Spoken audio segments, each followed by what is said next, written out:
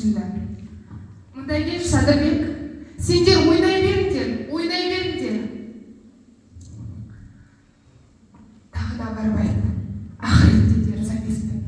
Оның маған байлығының керегі жоқ.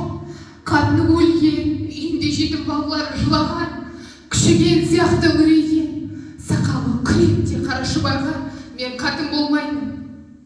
Егер де мені мұндай адамға малға сататын болса, мен Тәңір алдында көз жасымды кешпеймін. Және өлгенше менің әке-шешем, туған-туысқаным жоқ деп білемін.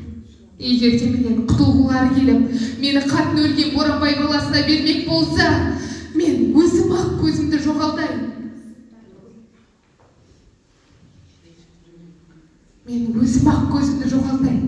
Сен осы айтқандарыңның бәрін айт, бірінде қалдырма. Егер шынымен де мені қатын өлген Боранбай баласына бермек болса, міне бір Тәңірге аян болсын. Мына батқан күнмен бірге батайын. Және Тәңір алдында қолым жағаларында болады. Онан соң өлгенше ешқайсының бетін көрмеймін. Ұмытпай осы айтқандарыңның бәрін айт. Қазір барып айтайын ба?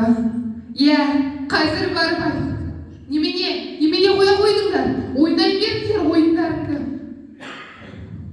Немене айттың ба бәрін? Немене деді? Баяғы бір сөз, бәрін айттым. Ешбір сөз қалдырғаным жоқ. Олардікі баяғы, айтатындар Айшанқы балалық дейін. Қатын өлген кісіге кім қызын бермейді дейін. Боранбайды Айбай, аталы жерге барған соң, Айша әншейін ек қолы жылсуға малып отырады дейді.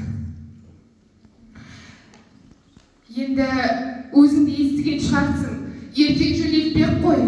Осы алқаптағы 5 ауылмен ғана таныстырып, ертең түстен кейін жөнелтеміз дейді. Енді дайындала берсін, балалық сөзді қойсын дейді.